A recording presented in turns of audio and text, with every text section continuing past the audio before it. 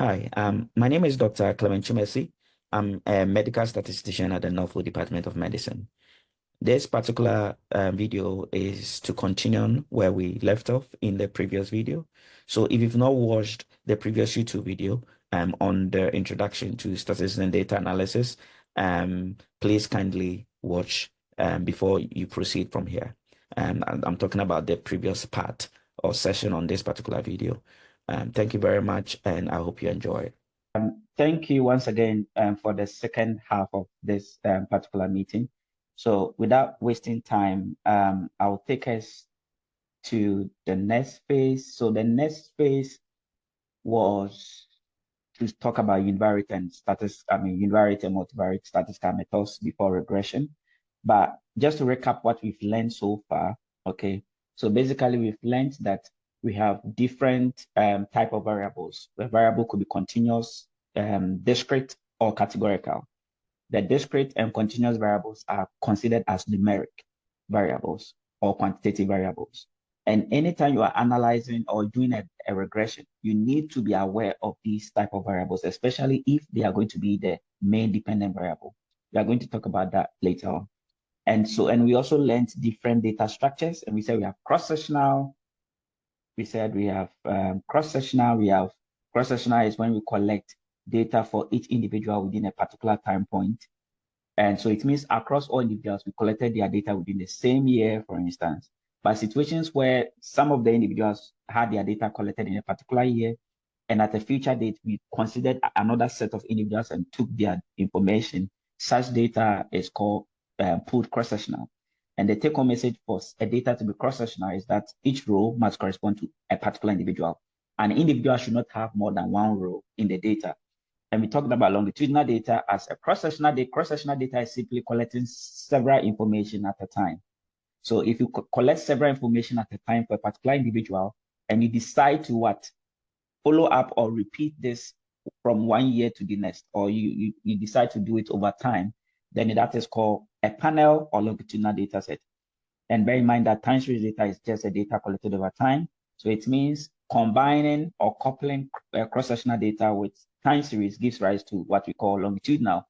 And we said, depending on the data structure, the kind of statistical methods you are going to use is going to change. So we should be aware of that.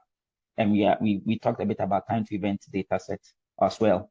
And then we said that we talked about hierarchical, clustered, or nested data, where we collect information about some set of individuals, but those individuals are clustered within some larger levels. And those larger levels are also found within some super larger levels in that fashion. So we could have a 3-level cluster data, we could have a 2-level cluster data, but most of the time, most data sets are often up to 3-level, but we could have more than that, okay? So that is one thing we have to note. And we said we can also have a cluster data that is also collected over time. So it means we could have complex longitudinal data set. So you could have a cluster data, which is also hierarchical or nested. So in that case, we call it longitudinal hierarchical data set. All right. So all these things were things you needed to know. Now, we also made a statement that statistics is broadly classified into two. So we have the descriptive statistics, where we summarize data with graphs and some summary measures, okay? And then we said for the inferential statistics, that is the only instance we can make inference with confidence. We cannot make any meaningful inference from descriptive summaries, whether it's graphs or just percentages, medians, or anything of that sort. However, for the descriptive statistics, we have both two classes of it, statistical tests and statistical models. And we said for statistical tests, the difference between statistical tests and statistical models is that for statistical tests, we are often trying to test the validity, okay, or the truthfulness of some hypothesis. Okay, we'll talk a bit about what an hypothesis is. And then for models, we said for a model, it often has some underlying parameters that needs to be estimated. So it means that for statistical tests, we are not estimating any parameters. For a model, we are estimating some parameters. But for us to know whether those parameters we've estimated are significant or not, we still need to make use of statistical tests. So somehow models cannot work in isolation from statistical tests. So this is something we need to also know. Now, let's talk about focus on statistical tests, and then we'll come to the statistical models. No, so for statistical tests, whether models or tests, there are two versions of it. So we have parametric methods and we have non-parametric methods. So for the parametric methods, one thing is that there are some specific parametric assumptions about the data that needs to be satisfied. And most of the time, one of the most important parametric assumption is that the data should be normally distributed. If I say the data, it could be the outcome variable that you are trying to check whether there's significant difference in that outcome across some groups. We expect that that particular data, the data could be maybe CD4 cells or CD4 responses. It could be, let's say, percentage of whatever. It could be any outcome, performance, whatever. So whatever the outcome would be, the data must be normally distributed in order to be able to what? To use parametric methods. There are other assumptions, such as equality of what? Variance across your comparable groups or the groups of interest, and sometimes to linearity assumptions also works in. But the most important assumption that you need to focus more on is whether the data was normally distributed or not. Why? The reason is because for all the parametric methods, they often, apart from correlation, especially when you talk about looking at median and mean comparisons or testing whether there's significant differences, most, or even regression, for instance, most of the methods, estimates the mean, so even a regression, we end up estimating the median line. So it means that for looking at significant differences between comparable groups, the kind of test that we do, we often test the mean. But if you look at the central tendencies, the mean and the median, when the data is normally distributed, one of the shape is like, it takes a bell shape. I'm sure if I say a bell shape, it's like, it takes something that looks like a bell. Let me put it that way. So in essence, if a data, and what that means is that if a data takes up such a shape, that is to say is symmetric about the mean, what that means is that the mean, the median, and the mode are approximately the same. Not always necessarily equal, but approximately the same. So I just want you to know, take home message is that if a data is normally distributed, what it means is that there's no significant difference in the mean, the median, and the mode. So it means if your data is normally distributed and you are still testing medians, you are not wrong. And if you are still testing means, you are not wrong. Just that if a data is normally distributed, it is more appropriate to test the means than the median. Because if you think about it, the mean takes into account the entire data set. The median just focuses on the middle, right? Irrespective of the magnitude of the individual values. But the median takes into account the magnitude of all the values in estimating the mean, right? That's the mean, but the median is just the middle. But it does the middle as a function of all the variables. All the data, right? Distribution of the data. So one thing is that the mean is the only, if you look at the mean, median, and mode, among these three statistics, the one that is affected by outliers is the mean. Okay, so the mean is affected by outliers. This is to say that if I tell you to find the average of or the mean of these numbers, maybe 2, 3, and 4, and I find 2, 3, and 4, the median will be the middle, which is still 3. If I choose to increase the last number, which is 4, to let's say 200, the median will still be the middle. It doesn't change. But if I'm finding the mean, where I'm summing everything and dividing by the number of observations, you notice that if I choose to increase any of the values, the mean is also going to increase towards that value. And if I decide to decrease some value significantly, the mean will reduce also significantly. This means that an outlier is any extremely large or extremely small number, compared to the rest. So it means that if we're asked what is an outlier is basically an extremely large or small number. But statistically, an outlier is any number that does not fall within 3 standard deviations of the mean. What that means is that if I have a data point and I find a mean and I find a standard deviation, and I decide to construct an interval where I look at 3 minus 3, if I look at the mean minus 3 times the standard deviation as the lower limit, and I look at the mean plus 3 times the standard deviation as the upper limit, I'm going to get a range, right? Any data point that do not fall in that range is actually considered as an outlier. So that is the statistical definition of an outlier. any number that do not fall within 3 standard deviations of the mean is an outlier. And the mean is the only quantity or metric compared to the median that is affected by outliers. Even the mode as well. The mode is not affected by outliers. The median is not affected by outliers, but the mean is affected by outliers. So that is why if a data is not normally distributed, comparing the means is going to be a statistical suicide. Okay, it's just suicidal, or it's quite wrong to compare means or to do mean test if a data is not normally distributed, but you can do median test. And median test is still robust to departures from normality. And that is why doing a median test also suffices. So basically, that's one of the major distinctions of parametric and non-parametric methods. That for parametric methods, there are what?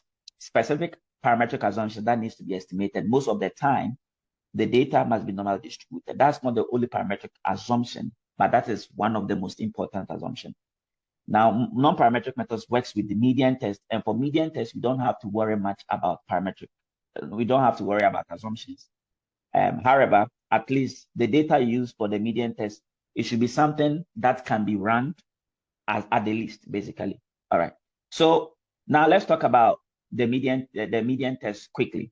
So there are instances where you have a particular continuous outcome. Okay. So if I say continuous outcome, it could be you've recorded data on let's say performance of students, or you've recorded data on GPA, you've recorded data on immune responses on a continuous scale, you've recorded data on GDP, inflation rates, exchange rates, whichever field you find yourself. And then you want to compare whether there's, if you want to compare whether that mean, the mean of that data is significant from a certain hypothesized value. Let's say in a certain reference country, the average exchange rate is a certain value. And then in Ghana, you've collected data on exchange rate, and you want to check whether there's a significant difference in the average exchange rate in Ghana compared to that reference. In that case, you are just doing a one sample t-test, okay? And bear in mind, you are doing a one sample t-test because we are assuming that the data is normally distributed. If it is not, then you do something called the reconnaissance sign test or the sign rank test. Remember, I have considered each parametric and each non-parametric version so that whenever you test normality and you are not sure that the data is normally distributed, you know which test to do. Now, one question someone will ask me is that, how do we test for normality?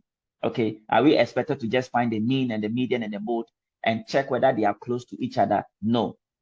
Because I told you they are descriptive, because I said if a data is normally distributed, the mean, the median, and the mode are almost the same. But that does not mean if you want to conclude that the data is normally distributed, you need to use those summary measures to make the conclusion or to make the decision. If they are close, you can say the data appears to be normally distributed, but you can't say the data is normally distributed. You have to use a proper inferential test. So if you remember, we said we cannot make conclusions based on descriptive summaries, whether graphs or based on some descriptive summaries. We can only make conclusions with confidence or inferences with confidence when you've done an actual statistical test or an inferential test. So in this case, there are a range of tests you can do. One of the popular one is called Shapiro-Wilk test. Shapiro-Wilk test. We will see some of it in the practice, in the hands-on practice section. So how to test for normality. So we have Shapiro-Wilk test. And then another test you can, so the Shapiro-Wilk is a parametric normality test. And bear in mind that if the data is up to 5,000, meaning that any data point 5,000 or below, you need to use the Shapiro-Wilk test if we're testing for normality. But if the data is large, okay, very large, especially if you are doing it in a programming software, most of the programming softwares, you cannot do the Shapiro-Wilk test if the data is beyond 5,000, especially in R. So in that case, you use the non-parametric version called, so we have Kolmogorov-Smirnov test. So bear in mind that Shapiro-Wilk test is the parametric normality test, but we have series of non-parametric tests. We have the Kolmogorov-Smirnov test, we have the skewness-kurtosis test, we have Anderson-Darling test. So there are a range of tests. But bear in mind that anytime your data is at least within 5,000, and it means anything from 10, 15, whatever, 20, 30, 40, 50, 100, 200, 300,000, and you want to do normality test, use the Shapiro-Wilk test. There are certain statistical softwares where you do normality test, and it returns more than one normality test. again, you have to report on the Shapiro test if the sample size is small enough or is still less than 5,000, because it has the highest power as far as the sample size is less than 5,000. Are we okay? Because it's the only parametric normality test so far. All right, and then so the one sample t-test is used when we are comparing the mean of your data to some hypothesized value. And there are instances where you collected data before and after you introduce an intervention. So it means that maybe we're looking at maybe immune responses before you gave COVID-19 vaccination and after you gave us COVID-19 vaccination. And in this case, you notice that there's something called dependency in the data. What do we mean by dependency and independency when it comes to data?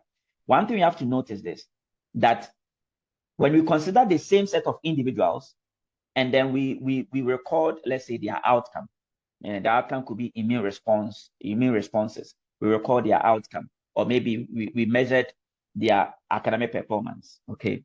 And then we introduce some intervention. The intervention could be a drug, it could be a vaccine, or it could be they had some tutorial sessions.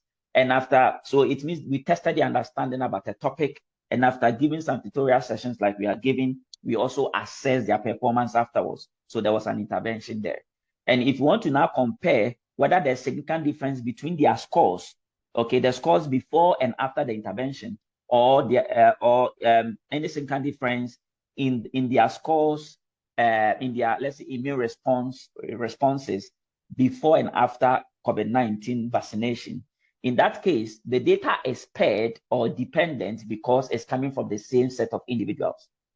But the moment we consider, let's say, 10 or 50 individuals and record, let's say, their immune responses, and then we decide to take another set of 50 individuals, or it could be more than 50 or less than 50, just that the emphasis is that another group of individuals, and we record the same set of information. Those two data points, although those two data sets are talking about immune responses in this case, still the two data sets or variables are independent of each other. Why? Because we didn't use the same set of participants, okay, in collecting the two data sets. All right. So that is what we mean by independent data sets. All right. So it means for paired t-tests are situations where, like, before and after kind of experiment, and you are comparing the difference in the outcome before and after. So in that case, we use a paired t-test. That is if the paired differences is normally distributed. If not, you use the reconnaissance sign test, all right? And the sign rank test. And the independent t-test, like when you have two independent groups. So for instance, if we talk about independence, it doesn't mean like if I'm doing a study and I consider, let's say, some set of males and I record their let's say, immune response or anything of that sort, and I decide to consider some set of females, and I decide to record the same set of information. It doesn't mean just because it's males and females, that's the only reason why they are independent. Of course, they are independent because they are two different groups of individuals. However, even if it's the same set of females, okay, even if it's the same set of females, and we consider some set of individuals and record information about them, about maybe immune responses to COVID-19 or something, we record their information, and then we consider another group or set of individual females and record the same set of information. Those two data sets are independent because we didn't use the same individual. So that is one thing you have to understand when you talk about dependency and independency as far as data and statistical tests are concerned. Are we okay? And then, so independent t-test is when we have two independent groups. Bear in mind the two data sets must be bivariate normal or normal distributed. If that holds, then you use the independent t-test. So it means that if you don't test normality, don't try to use any of the parametric methods. If you're not interested in testing normality of a data, use the non-parametric equivalent. So it means for every parametric test, we have its non-parametric version. So we have something called ANOVA test. It's when you have three or more groups that you are trying to test whether there's significant differences between them. Okay, so it means that you have three or more group data, and then you want to test. So for instance, let's say immune responses, and you are testing whether it's significantly different between, let's say, students from 3 universities.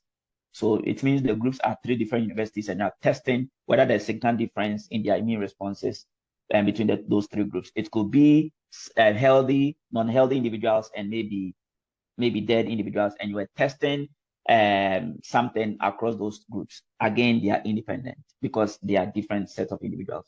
So for ANOVA is when you're testing, so ANOVA extends the independent t-test. Independent t-test extends the pair t-test. ANOVA is when you are testing significant differences between 3 or more groups. If it is strictly 2 independent groups, that's independent t-test. And there are instances where, and bear in mind, everything I've said so far is called the univariate statistical test. They are invariant because we are looking at only one outcome at a time.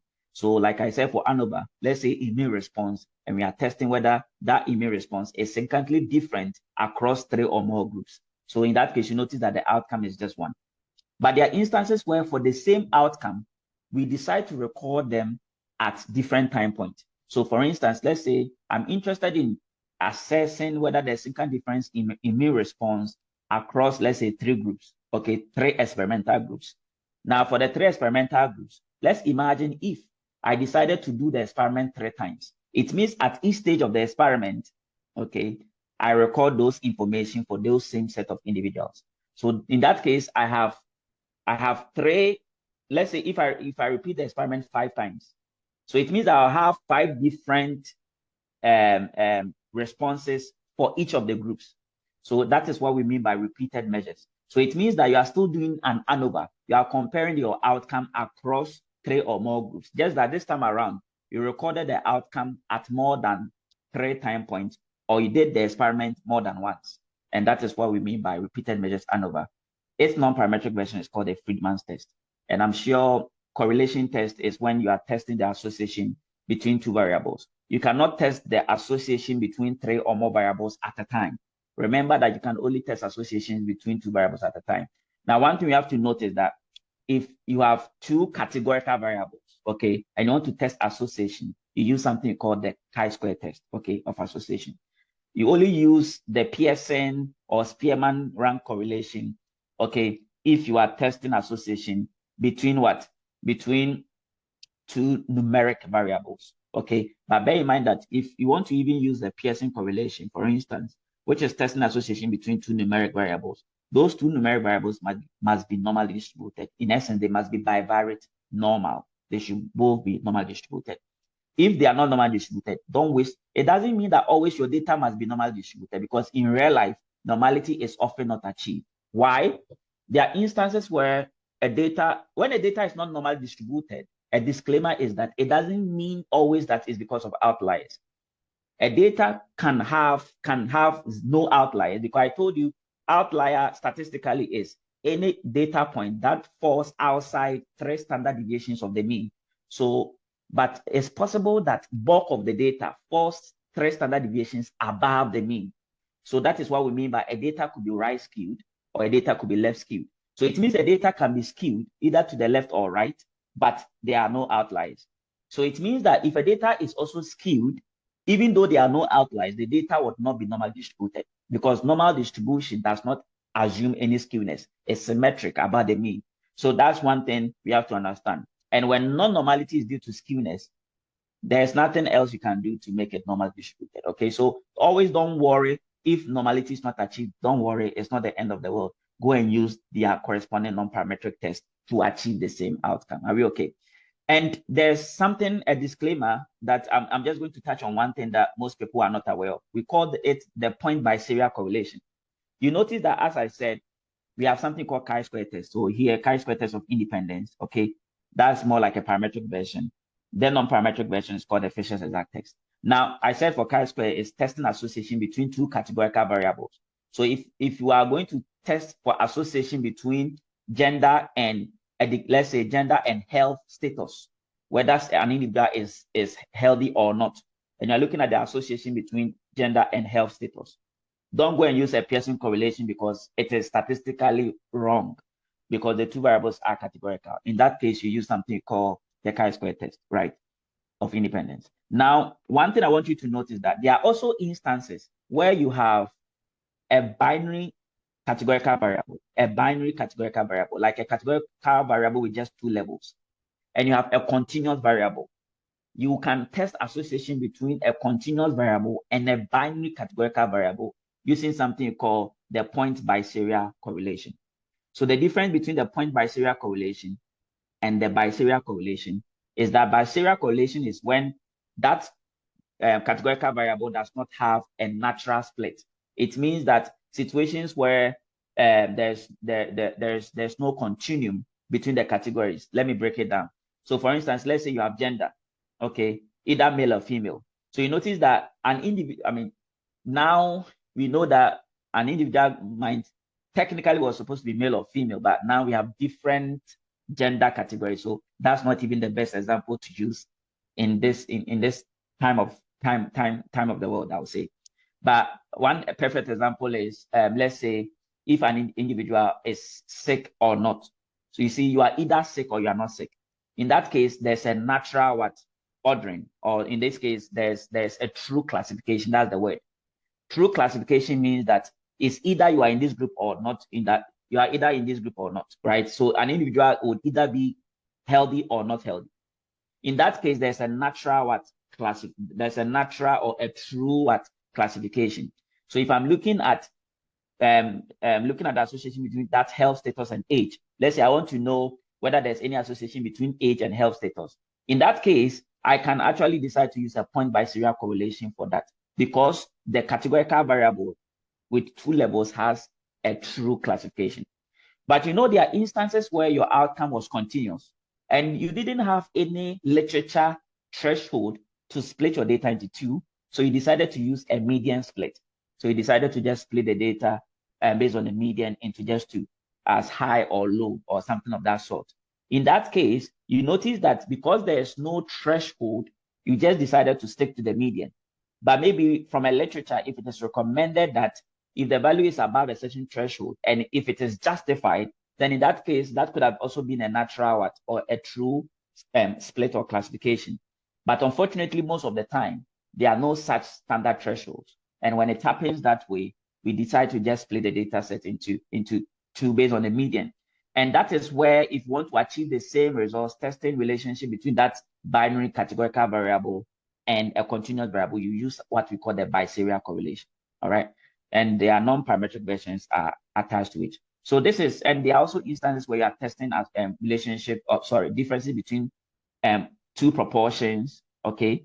Or there are instances where you are testing whether there's a significant difference in the proportion of a particular population in your study against a certain hypothesized threshold. Then you use the one sample proportion test. So all these are things you should be aware of. One thing that most people are not aware of, which is very important, you use it, but you didn't know that is the name, is ANCOVA. ANOVA is analysis of variance. ANCOVA is analysis of covariance. Now, the difference between the two is that you see for ANOVA, all right, we are just testing whether there's relationship between, there's any difference in an outcome between three or more groups. But you see, there are instances where, let's say you collected the data, maybe you were looking at difference in immune response between three health groups, okay, or between three groups of patients. And then you took the data, let's say at the beginning of the year, and you decided to take another data set at the end of the year. But you are interested in, is there any significant difference in the outcome at the end of the year, right, between those comparable groups? In that case, you notice that you took a data set at the beginning of the year. And that if that data could predict the outcome, this is to say that if you are seeing any difference at the end of the year, it is the data you saw at the beginning that has either increased or decreased. So somehow that data co-varies with the main outcome. Or there are also instances where, let's say you have a particular outcome of interest which changes with age, and you have data on age in the data set. Okay, in that case, it means age co-varies with that variable. So anytime two variables, if a particular variable influences the other variable, and the other variable is, like, say, an outcome, but you want to account for that variable that co-varies with the outcome, because sometimes without accounting for such variables, it introduces some bias in your results. So what ANCOVA does is that ANCOVA is extending ANOVA to also include any other variable that co-varies with the main outcome. So in ANCOVA, it's just like a regression. Think about it. ANOVA is also a regression. So ANOVA is like a regression model where the outcome is continuous, okay? And the independent variable is those comparable groups you are comparing between. It's just like an ANOVA. The results you get, if you look at if you look at the regression coefficient, is going to be the same if you go and look at the pairwise mean differences. The pairwise mean differences would be the same if you look at the pairwise mean differences after you fit ANOVA and you compare those pairwise comparison, okay, based on, let's say, Bonferroni or Tukey or those multiple comparison tests. If you look at the pairwise differences and you compare the estimate of those mean differences with the regression estimate after you fit a regression model where the continuous variable is your outcome and the comparable groups are your independent variable, the regression estimate mostly or would coincide because those regression estimates will correspond to mean differences. So these are some of the things you need to be aware of. But ANCOVA allows you to adjust for another variable that co-varies with your outcome. Okay, so if you have such an instance, ANCOVA becomes important. Okay, meaning that if such variable co-varies with your outcome and it's important information you cannot throw away, it means you should be able to adjust for that. But you can't adjust for it if you are doing ANOVA. But if you have any regression model where you include another variable as an independent variable, where the goal is because it co-varies, okay, it co-varies with the outcome, or as it changes, the outcome also changes. In that case, you are doing an ANCOVA. Now, one thing we said based on everything here is that this is assuming that you have only one outcome variable. But there are instances where you are comparing several outcomes at the same time across your comparable groups. There are instances where you are not just interested in looking at immune response. Let's say you have different types of immune responses. Because if you are not into biology or if you're not a clinician, you will not know this, but we have different types of immune responses. We have even CD4 responses. We have NK cell response. We have different type of immune responses. Okay. Now imagine if you have about 30 or 20 or 10 or 5 or 2 or more different immune responses, and you want to compare whether there's significant difference in that response between two comparable groups, meaning between two groups, two independent groups. Were you going to do each one separately? Someone would have done separate independent t-tests for each of the outcome variables, but you are making a big mistake. Why? Because imagine if none of the variables are significant, and then imagine if the variables are about 30 or 100. Because if you work with health data, like the kind of data I work with, sometimes you could have such responses like about 50 different or 100 of such responses. And if you want to test whether there's significant difference in that data across two or more groups, doing them individually, it means that it's going to be a whole lot of work. Apart from you reducing the power of your test, you're also doing a whole lot of work.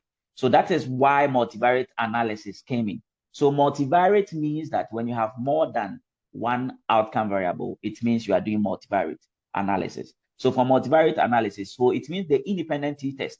If you are not just testing one outcome, one continuous outcome between two groups, but you are testing more than one continuous outcome, maybe you are looking at different types of immune responses and you are comparing them, or maybe you are looking at maybe the GP of students and their age. You are checking whether there's significant difference in both the age of students and then their GPA. You are checking whether there's significant difference in that data across maybe between males and females.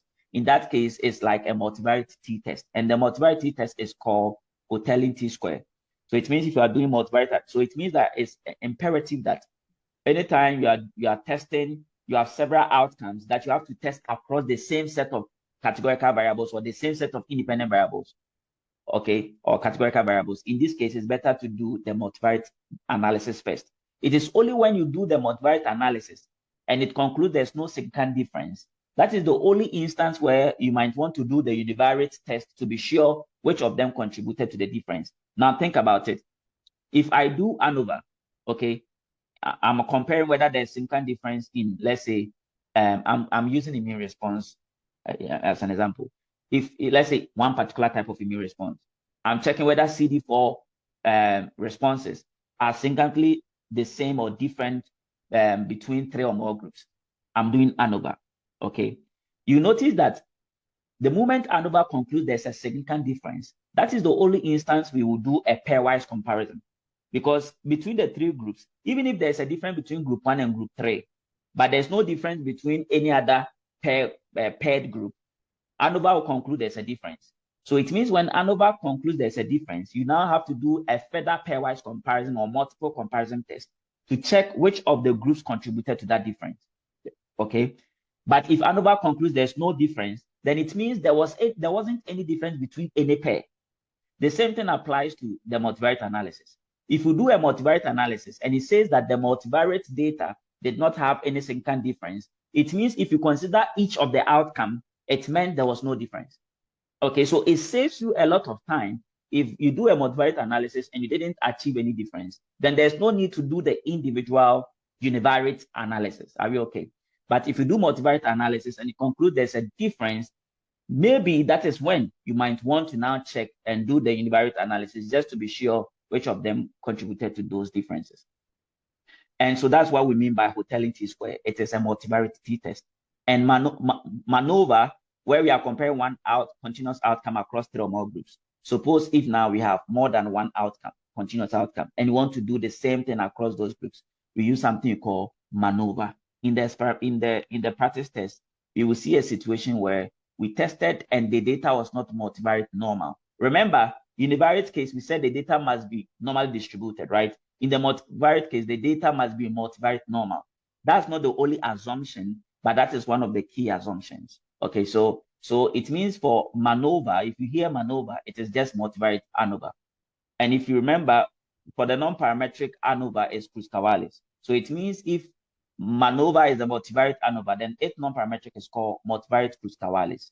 In our experiment or in the practice test, you will see an instance where we will use or test for multivariate. We use multivariate Kruskal-Wallis test because the data was not multivariate normal, and you wanted to compare a multivariate outcome, okay, or multivariate outcomes across 2 or more groups, 3 or more groups. And then ANCOVA, I've explained what ANCOVA means. So its multivariate version is called MANCOVA. And there's one thing we have to be very careful. So in regression, we are going to talk about regression in the next slide, but there's something I need to touch on at the moment. So when you talk about a regression, okay, there are instances where you have some set of variables, okay, and you want to see how those variables can predict a certain outcome. Then those set of variables that you are checking to see how they can predict that outcome, those variables are called predictors. Another name for them is called their explanatory variables. Another name is they can be determinants. So there are so many names for them, okay? So we have independent variables, predictors, or determinants, okay? So anytime, so that's what we mean by predictors. And the outcome variable or the dependent variable is also called outcome variable, dependent variable, or response variable, okay? So so anytime you hear outcome, I mean the dependent variable, basically, okay? So once, if you have only one independent variable or predictor in the model, that regression model is called a simple linear regression. So anytime you hear a simple linear regression, the name simple means that there was only one predictor in the model or one independent variable in the model, and the outcome variable was just one, okay? We will never, anytime you don't see multivariate attached to any test, it means we are assuming that it's automatically univariate. That's why I will not say univariate ANOVA. I'll just say ANOVA. I will not say univariate independent t-test, even though if you say that you are not wrong, but anytime it's univariate, we don't qualify it with univariate, but we only qualify it with multivariate if the outcomes are multivariate outcomes. Are we okay? Now, so if you hear simple linear regression or simple regression or simple linear regression, it's a regression model where because you didn't hear anything multivariate, it means there's only one dependent variable and then there's only one independent variable. So simple linear regression means only one independent variable. But the moment I have more than one independent variable, meaning that the independent variables are 2 or more, let's say I'm looking at how 2 or 3 variables predict or influences the outcome of interest, then in that case, that is what we call a multiple linear regression. A multiple linear regression. People in sciences, especially clinical scientists and those in epidemiology, sometimes confuse multiple linear regression with multivariate linear regression. Multivariate means that more than one outcome or more than one dependent variable, as simple as that. It means multivariate has no correlation with independent variables. Multivariate has got to do with the dependent variables. So anytime if I say a multivariate simple linear regression or a multivariate simple regression, the simple means only one independent variable, but the multivariate means that there are two or more outcome or dependent variables. So it means I can have a multivariate simple linear regression. I can also have a multivariate multiple linear regression. So a multivariate multiple linear regression means that I have multiple means several independent variable, and multivariate means several dependent variable at a time. So that is what we mean by multivariate regression. Okay. So if you hear multivariate regression, it means that there are several independent variable. But because I didn't bring simple, okay, mostly if I don't bring the simple to, we automatically assume that there could be one or more independent variables. But if I want to qualify it, I can call it a multivariate simple regression or a multivariate multiple regression. These are some of the things we need to be very sure about. And then repeated measures ANOVA, where we have the same outcome variable collected over time or collected at different experimental conditions. If we now decide to collect not just the same particular variable, but if you're looking at a multivariate outcome that is collected at different experimental conditions over time, and we want to compare differences, in that case, we have a multivariate version of the repeated measures ANOVA. So we call it repeated measures MANOVA. So these are some of the things, and their non-parametric versions have been specified.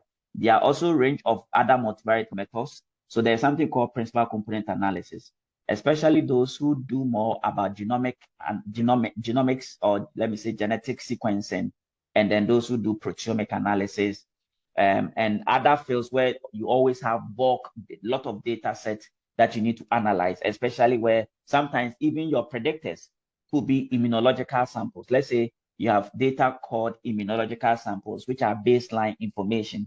And those information are like a lot of data sets, but you just wanted to see how that baseline, immunological samples or variables predict your outcome. So sometimes you might want to reduce the dimension of the data set. So principal component analysis, you don't need to know everything, but you just have to know that they exist.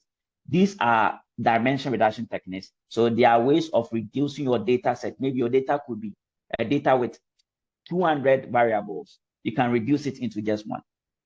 Okay, so that is what we mean by principal component analysis. I wouldn't want to go into the details. There will be a separate YouTube video on that. And then we have factor analysis. Bear in mind, for principal component analysis, all those multivariate data sets must be numeric. Okay, if they are numeric, you can now use principal component analysis to reduce the dimension. Apart from reducing the dimension of the data set, you can also use principal component analysis to visualize patterns. So there are instances. So I wouldn't say that we can use it for clustering analysis, but you can also use it to identify patterns that exist in your data set, especially if you plot the first principal against the second principal or vice versa. And what I mean by first principal is that this is how principal component analysis works. So let's say if you have 30 multivariate data, okay, and you wanted to reduce the dimension, okay. So what it does is that the first principal component is a linear combination of all those variables without taking anything out. Then the second principal component is a linear combination of all the variables after taking one of them out. The third principal component is a linear combination of all the variables after taking 3 out. It will do till the last variable. Okay, so it means the last principal component, if let's say there are 3 variables, it means there'll be a total of 3 principal components. If there are 30 variables, there'll be a total of 30 principal components. But always the first principal component explains majority of the variability in the data. And when it comes to statistics, the amount of variability you're able to explain, if a model is able to explain majority of the variability in the data or the variation in the data, we say that that model is a good model. Okay, so that's what we call coefficient of determination. Now, I'm not going to go into that detail. So that's what principal component does. It's multi-purpose. Apart from dimension reduction, you could use it to investigate patterns that exist in your data set, especially if your data is complex or it's a multi-dimensional data set or high-dimensional data set. Now, factor analysis is just like principal component, where principal component focuses on only numeric variables. Factor analysis focuses on only categorical variables. So it means situation where you have only categorical variables and you want to also reduce dimension and all sort of things, we use something called factor analysis, especially those who use questionnaires to collect data. Sometimes you do something called reliability analysis, where you want to assess the internal consistency of the responses of the items in your questionnaire. And then not every item in the questionnaire was probably useful, especially if the goal was to estimate or obtain something called a composite score. What I mean by composite score is that there are instances, let's say you are trying to look at post-traumatic stress, or you are trying to score happiness of set of individuals. Let's say you have about 30 individuals, and then you're giving them something called a happiness questionnaire or a happiness scale. The goal is that you want to quantify their happiness, their level of happiness, okay? And we have standard scales on standard questionnaires for most of those social variables that we ordinarily cannot measure directly, but we can measure them through some set of instruments. And those variables you cannot measure directly is called latent variable. Okay, someone was talking about in the first session, someone was asking about moderators and mediators. We'll talk about it later. But this is just to say that latent variables are variables that we cannot measure them directly, but we can measure them through some observed indicators, or we can measure them through some scale. All right. Now, in such situations, not every item might be useful when you are obtaining something called the composite score. It's like getting a single score based on the average of all the responses. Not all the items might be useful. So one could also use factor analysis, okay, to take away those items that are not useful, okay, in computing the composite score. The same thing applies to the principal component analysis. Think about situations where you have a data on height, weight, and BMI. You notice that BMI is actually a function of weight and height, right? I think is the weight divided by the score of the height. Now, with BMI, if you have a data where you have predictors, some of the predictors are height, weight, and BMI, because BMI is completely obtained based on height and weight. If you have all these three variables in the same model, it's going to introduce a very, problematic concept called multicollinearity, which we are going to talk about when we get to the regression proper. But multicollinearity is not something we want to achieve. I'll talk about it later. We expect high correlation between the predictors we want to see high correlation between the predictors and the dependent variable. But we don't expect high correlation among the predictors. And I'll explain later the effect of that. So bear in mind that when some of the predictors are highly correlated, or some of the independent variables are highly correlated among themselves, it introduces multicollinearity, which as a matter of fact affects your statistical results. Okay, so that's something we need to know. So principal component analysis will take away those variables that introduces or can introduce such sources of multicollinearity. So we'll go into, there's a whole, topic on principal component analysis that in some future time, I will do it on my YouTube channel. All right, so there are so many multivariate tests. Just know of their existence. We have multivariate time series analysis. We have cluster analysis, where you are trying to identify unique clusters or unique classifications in your data set, especially if your data is a multivariate data. And then we have something called discriminant analysis, where you are trying to discriminate between certain factors that predict your outcome. Okay, so there are so many statistical tests.